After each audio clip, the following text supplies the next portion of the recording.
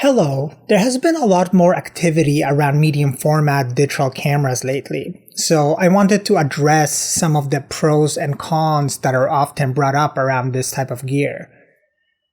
First, I want to talk about my journey with medium format and why I use it. Over 20 years ago, I had a website that was providing digital photographed textures for the 3D graphics industry. When I first had the idea for the site, digital photography was relatively new, and most cameras gravitated between 3 to 12 megapixels on the high end. When I was going to Europe to photograph some textures such as castle walls, World War II bunkers, and the like, I decided to take a Nikon D100. 6 megapixel APS-C CCD camera.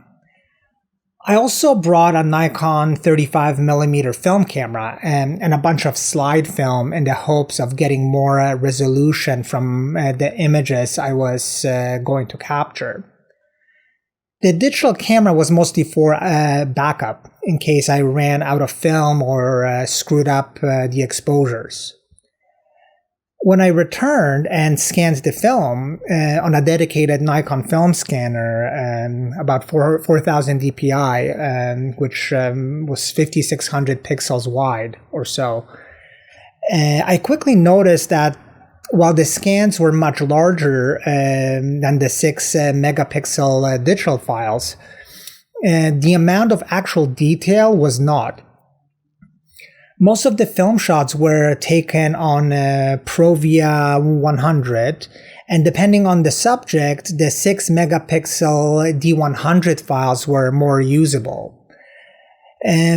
For subjects that have a lot of smooth tones, such as skies or water, the color grain of film can be quite distracting, and for my use case with the textures, grain was not something anyone wanted to see in the purchased images.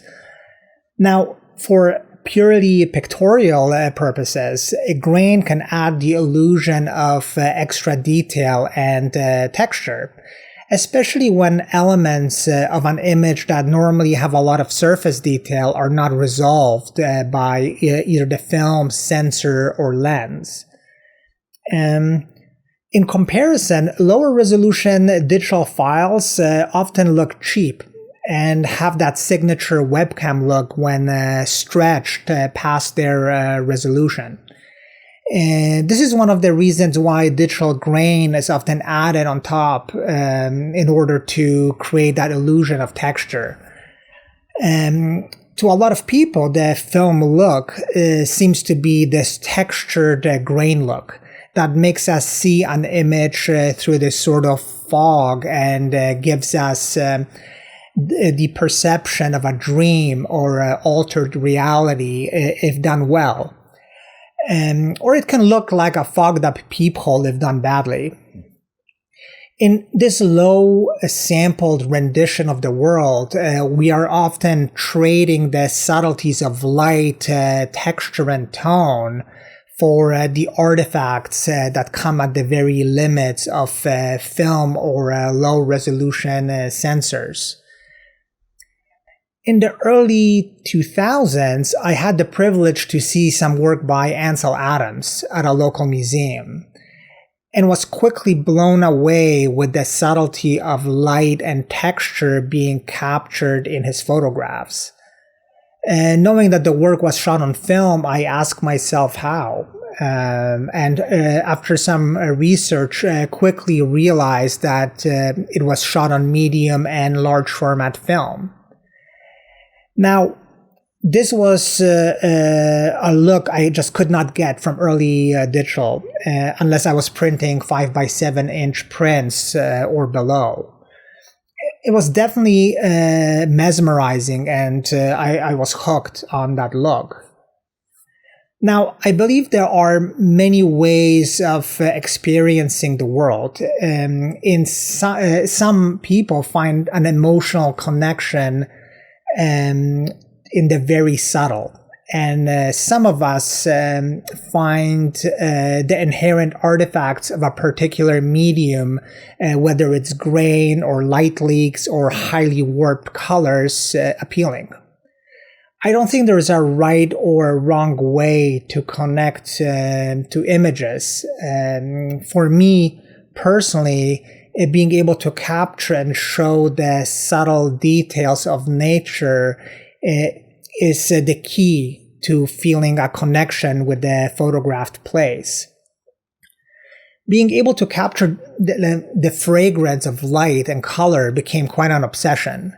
In a few short years, I ended up with a darkroom for black and white, a 4x5 camera, a Jobo mini lab for my own film processing, and various scanners in order to create large prints.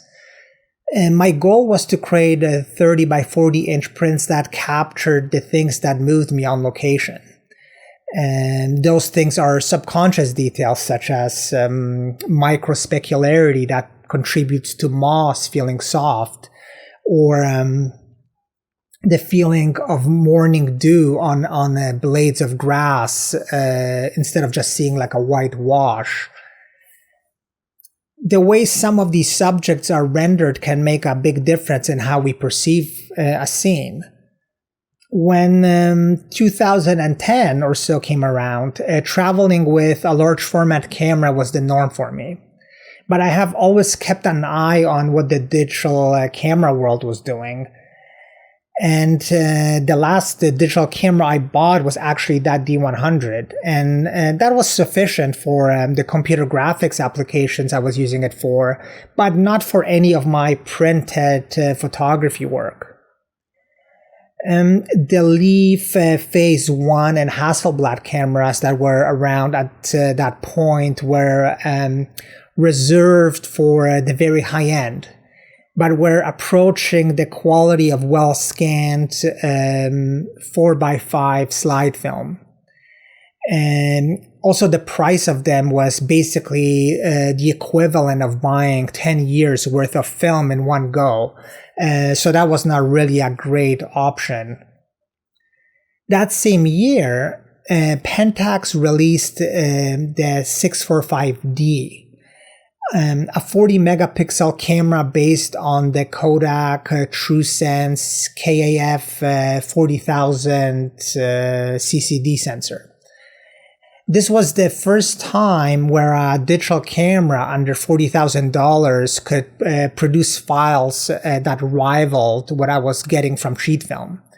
In fact, the Pentax was a lot cheaper, coming in at $15,000 or so dollars Canadian. There was also a 55 2.8 lens that launched with the camera, all weather sealed. And it performed quite well when stopped down to f4 or smaller. The ability to use a lot of the older Pentax glass with this body also opened up a lot of possibilities. The camera went with me to a lot of places, and I managed to produce a lot of decent prints from it. Now, around 2013, Sony launched their high-resolution mirrorless body, the A7R, which was a fraction of the size and cost of the 645D. It also had a CMOS sensor, which had a live view and much better high ISO performance. At 36 megapixels, the difference in resolution was huge. And the convenience of live view, more modern lenses, and the size was a no-brainer. I ordered the camera to take on a trip with me to Antarctica and Chile. I shot the camera side by side the Pentax in Antarctica, and the relative speed and low light performance compared to the Pentax was quite noticeable. What was also noticeable was the camera's inability to capture the same quality of file as the older technology in the 645D. The compressed raw files were prone to banding during edits. The camera was very prone to vibration at lower shutter speeds. And ultimately, the camera stopped working mid-trip due to some circuitry failure. The 645D, which was in a few snow and hailstorms, a typhoon in Tokyo, and in general was being used quite hard before the Antarctica trip, just kept on ticking. My only major issue with the Pentax was that the lack of live view for focusing did get in the way, and the inaccuracy of the focusing system in general because of the prism and the misalignment. So after the grim experience with the Sony, I kept on using the Pentax, but still fell a pull to the size and convenience of the Sony. After the camera came back from repairs, I gave it another chance a few months later in Nepal. This time I got a second body as a backup for a trip to the Khumbu region. My plan was to shoot the Pentax and the two Sonys at a high altitude. But because Qatar Airlines broke one of my Pentax lenses, one of my main Pentax lenses, I ended up taking the two Sony bodies up to the mountains and left the Pentax in Kathmandu. Overall, the trip was successful. Both bodies survived and I got some decent images. But the inconsistency in the raw quality, the various artifacts like stars being eaten by the lossy compression were like quite unexpected disappointments. When I would print the files, they were sharp, in some cases sharper than the Pentax because of the more modern lenses. But there was something about the files that did not feel as lush and tonally smooth. And it for sure wasn't the 4 megapixel resolution difference. Later that year, Pentax released the 645Z, which was 51 megapixels, but pretty much the same 645D body with some small improvements on the tilting screen. But the biggest improvement was on the sensor technology in terms of shooting convenience. The sensor was a full CMOS sensor with live view, very good high ISO. Basically, it was the same sensor used in the IQ250, but at a third of the price. So naturally, I upgraded, and as expected, the camera performed great in most situations. This sensor is a classic. Later to be used in the much smaller Hasselblad X1D and then Fuji's GFX50 cameras. Now, why do I say that it performed well in most situations? So while the Pentax bodies are workhorse cameras, not all of the lenses pair well with this sensor. Some resolve detail very well, but don't have the coatings that give the images the kind of pop, color contrast that one would expect. That aside, the files from the sensor are substantially nicer to work with than the files from the A7R. And even the A7R III, which I later acquired, does not have the shadow detail that Pentax files have. That said, the A7R III was still a great camera, and is still a great camera. The weight advantages and the huge lens ecosystem is just hard to ignore. And honestly, the balance of all the features make the camera a smarter choice for most photographic applications. I have shot thousands of images on this camera and always took it along with my Pentax, usually to shoot subjects that medium format is less suited for. I have since switched to the A7R5 because of the autofocus gains and perhaps the increased pixel count. But the quality of the files is just marginally better. And at that point, I had stopped shooting medium format. The huge size of the camera I was using and the small differences between the 51 megapixel sensor versus the 61 megapixel full frame sensor just were not worth it to me. This was also a time when I was only producing 10-inch prints, mostly taking pictures of my young family. I also offered some test units. I was also offered some test units of the Fujifilm GFX 100 and later the GFX 100S. And while the sensor quality was obviously more beautiful than what I was getting from my Sony, the size of those cameras and the strange color simulations did not jive with me.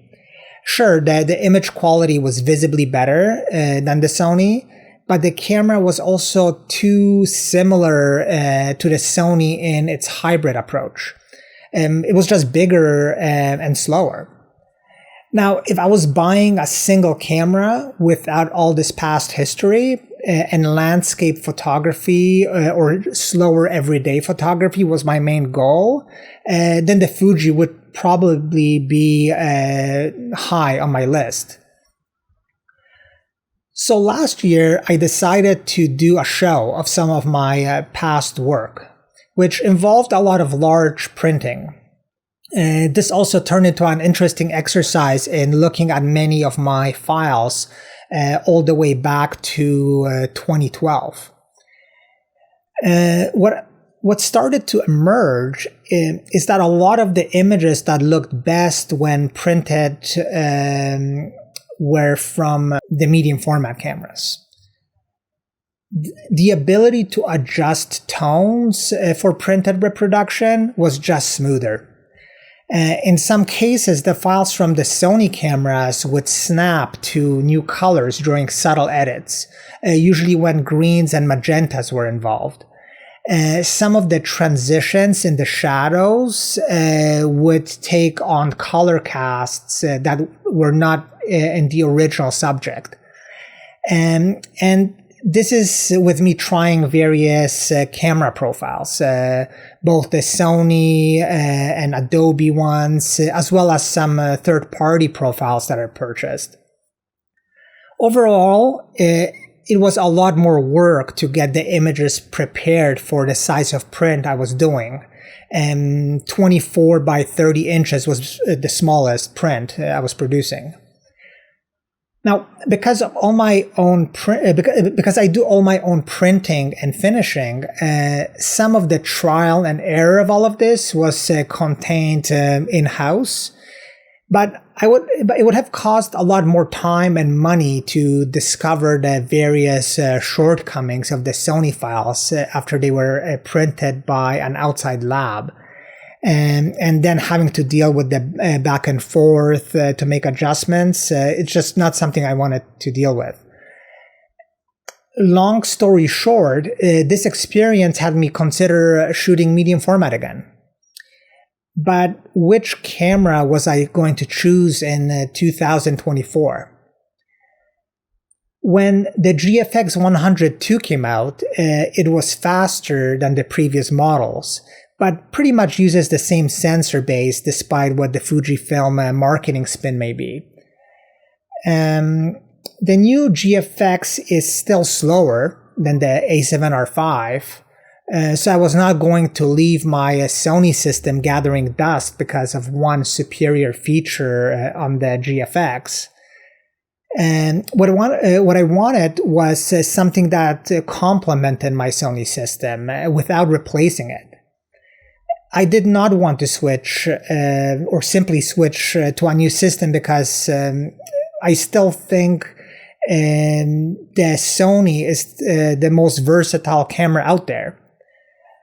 But I wanted something that had features both the GFX and Sony did not have, like leaf shutter lenses.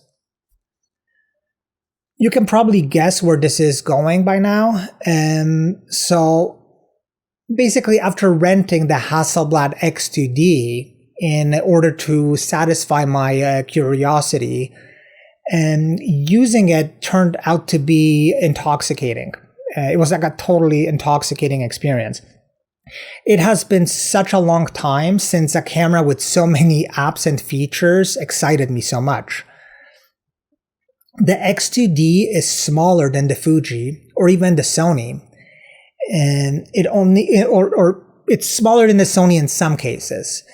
It only takes stills, produces the most gorgeous files, and it has amazing colors and a tonal vastness that emerges in the prints. There is a total image quality to medium format, especially this camera, that is hard to describe.